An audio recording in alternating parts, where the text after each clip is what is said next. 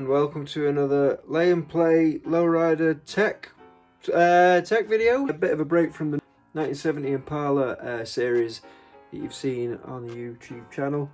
The reason why I'm having a bit of a break from it is because I'm back at work and I get home from work and it's dark and it's cold, so that will continue at the weekend, and hopefully there'll be more episodes, and hopefully I remember what day, what year and what planet I'm on.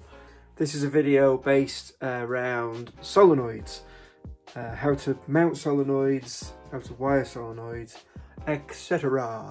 For the purpose of this video, you will need some solenoids. The amount of solenoids you need is fully dependent, come on Pointy, it's fully dependent on the amount of batteries you're running, the amount of volts you want to run. On the Impala we're running 36 volt to the front, 36 volt to the back, so we're going to run 3 Acumax solenoids in series. What that does is protect your motors. If one solenoid goes down, hopefully the second or the third will prevent the current going through and burning out motors. So we're going to use 3. If you're running 24 volt, 2 should be fine. If you're running 12 volt, 1 should be fine. I think the general rule of thumb is 36 and above, so 36, 48, 60, 72, you can run 3 solenoids, and that's what I've done on all my cars.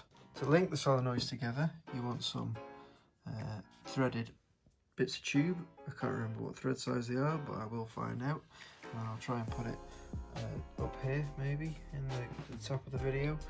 To wire them you need some ring lug connectors. These are 2.5 by 5.3 blues. You can also use reds depending on your size wire. You need a bit of wire. This is just the same switch wire that you use for wiring the switches with. Obviously you can use different colours. And then to mount the solenoids you need some tech screws. These are a mixture of just used ones for the sake of the video. Multiple different types, different threads. There's light duty and heavy duty. These are light duty. You might need heavy duty if you're going through thicker gauge steel when you're mounting them. A lot of people use nuts and bolts, but I find that that's a bit of a pain when it comes to taking them off and putting them back on. Whereas these, you can screw them in, screw them out.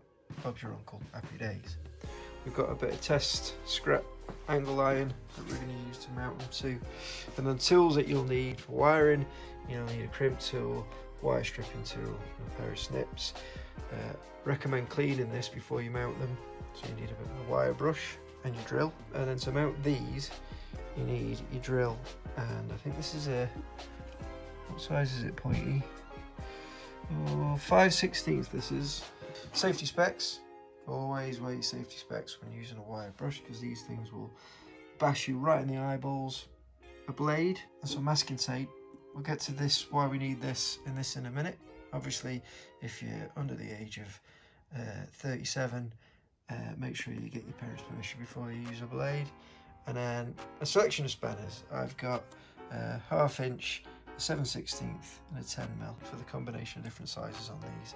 Anyway, we'll figure it out as we go along. Let's start with connecting these up.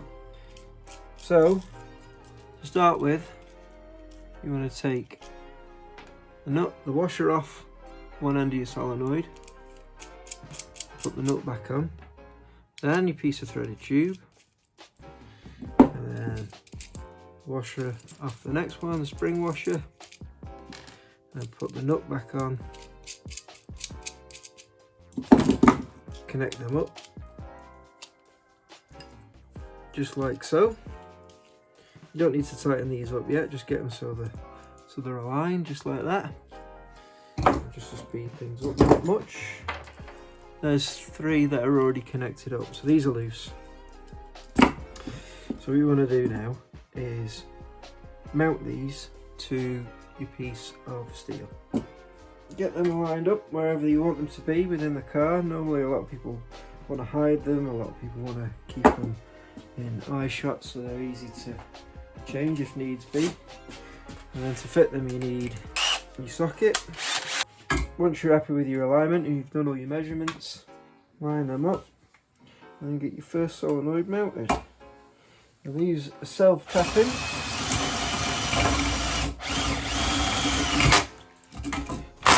So they will make their own threads. Number 1 done. That's best just to leave it slightly loose.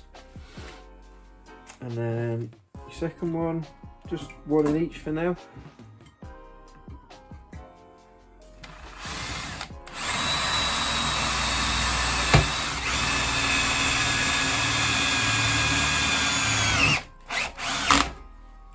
Okay.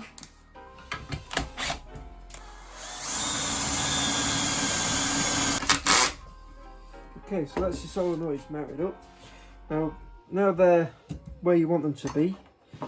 You can get 2 of your spanners, your 1/2 inch on that nut, and your 7/16, or I think it's 12 or 13 in metric, and just tighten them up, because you know what, you've got your alignment set now. Just like that. Lovely. And now to do the wires. So get your length of switch wire and measure it how you want. There's 2 terminals on these. You want to wire to the S. So cut your wire, nice little loop from one to the other.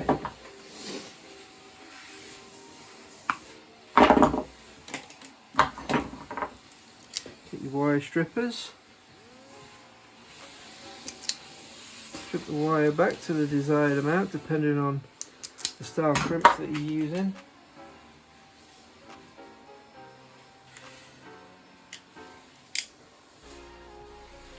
What you want is a nice tight crimp. Test it, give it a pull, make sure the wire doesn't come out. That's good. And same on the other end. You just want the end of the wire just showing in the end of the crimp.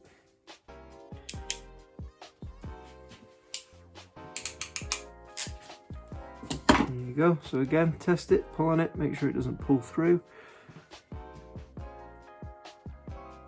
Okay, and then you wire into the S terminals. So only take the nuts off the S's. I think S stands for switch, and the other one, I, stands for indication.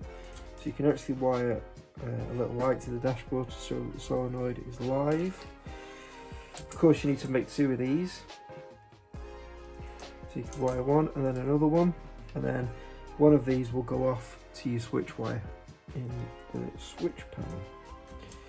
So once you're happy with them, I've probably cut that one a bit long, but it's just a sample example so you can see what you're doing. You're going to make sure these are nice and tight. So these are, I'm using a 10mm spanner here.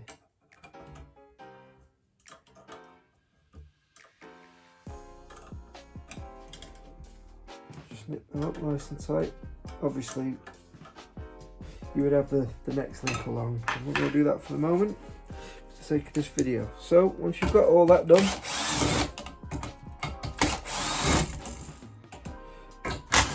what I tend to do is take my solenoids back off. Get rid of your swarf, and this is where you want a wire brush. So put your safety specs on.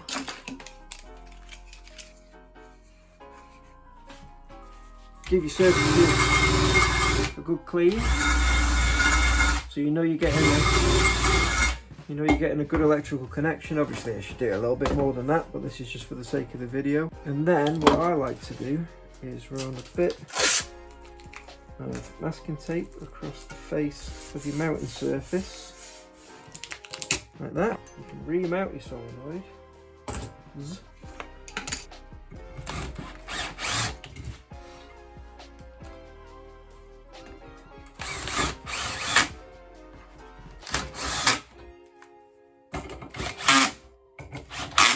There you go. And there's your solenoids mounted. Get a pen and then just draw around the outside of your solenoid as best as you possibly can, just like that, all the way along.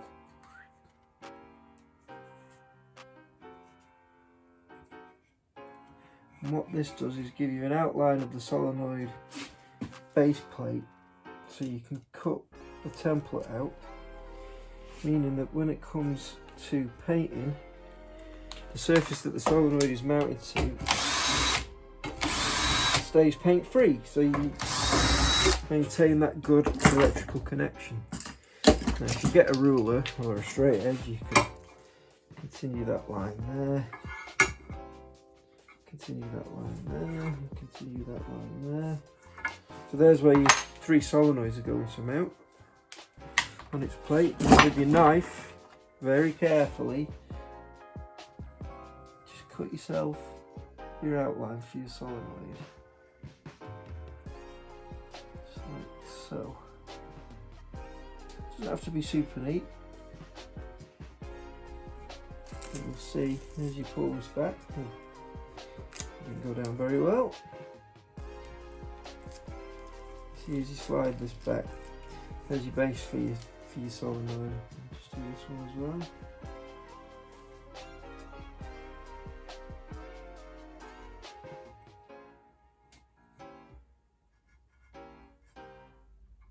I'm rushing this a little bit, but you get the idea.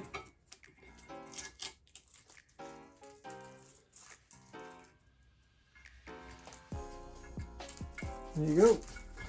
And then you can paint that with whatever aerosol or paint that you want.